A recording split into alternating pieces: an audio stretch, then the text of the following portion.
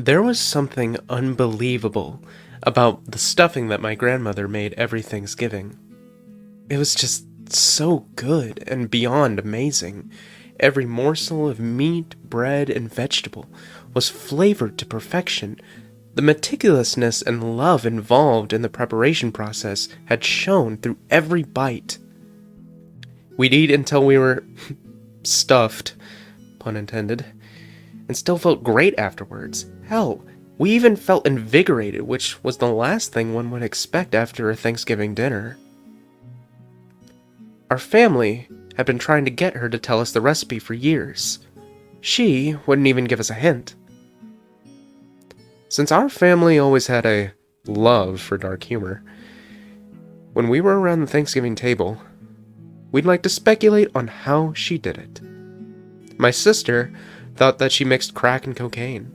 My father said that she had sold her soul to Satan in 1955.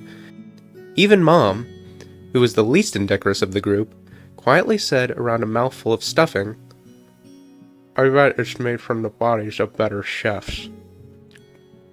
We all laughed, especially Grandma, and then we had a little moment of sad silence. Grandpa had been a chef, and he had passed away over the summer. Everyone missed him. Dad broke the silence with a truly spectacular belch, and we all groaned and giggled and got back to eating. Even though that I had resumed packing my mouth with mashed potatoes, I still felt bad for Grandma. She had taken Grandpa's death very hard. Even with her network of friends, family, and co-workers at the place where she volunteers, her loneliness was obvious. Seeing her smiling with us on Thanksgiving warmed my heart. It felt good to hear her laugh again. And it was obvious. She was happy that we loved her stuffing as much as we did. The Friday after last Thanksgiving, I finished my Black Friday shopping and was bringing my niece's presents over to Grandma's. It was a tradition for us to go there on Christmas morning to open our gifts.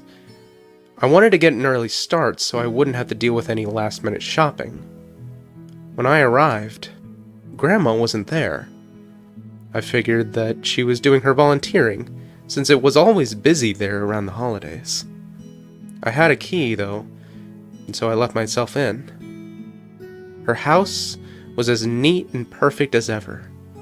I left the packages in the living room and was about to leave through the kitchen, when a truly sinister thought crossed my mind. I was finally going to get that stuffing recipe.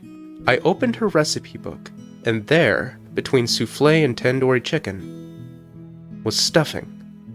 I read it over, and my heart sank. The recipe looked like the ingredient list from the back of any stuffing box. There was only one thing that I didn't recognize right away. 1/4 a cup of STC. I scratched my head for a second, and then realized that it was an abbreviation for salt, turmeric, and cumin. After all those years of wondering, it just came down to Grandma being a really, really good cook. I should have known. It's been almost a year since then. The family's been gearing up for another Thanksgiving. The menu's been planned, the tablescape has been designed, and the guests have all been invited.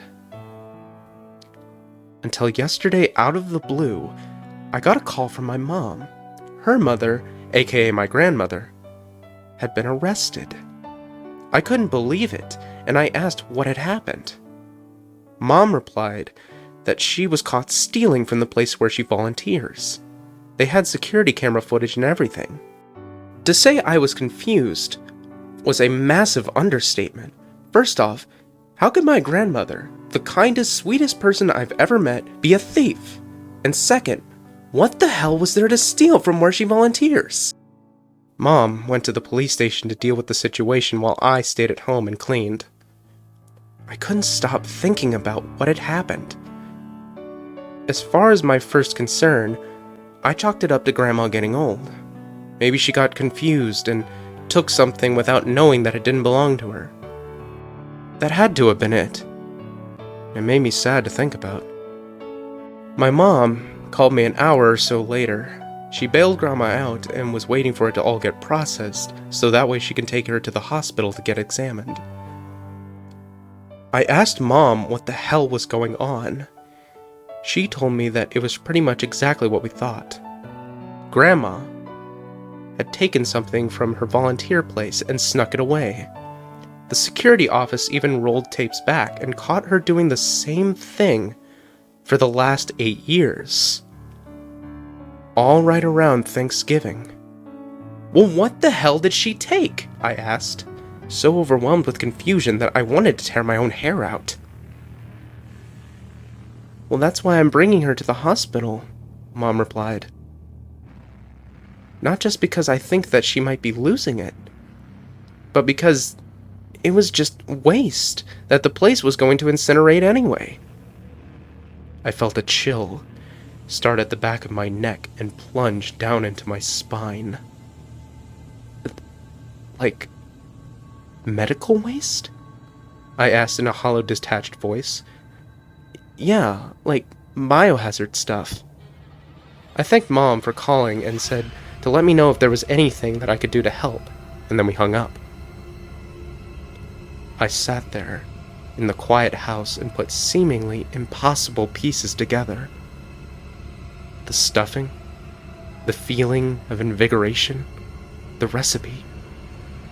Everything in the room had blurred, and my mouth felt dry, very, very dry.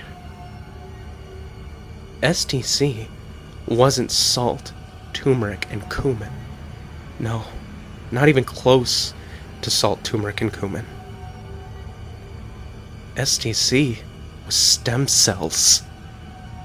Grandma was a volunteer at Planned Parenthood.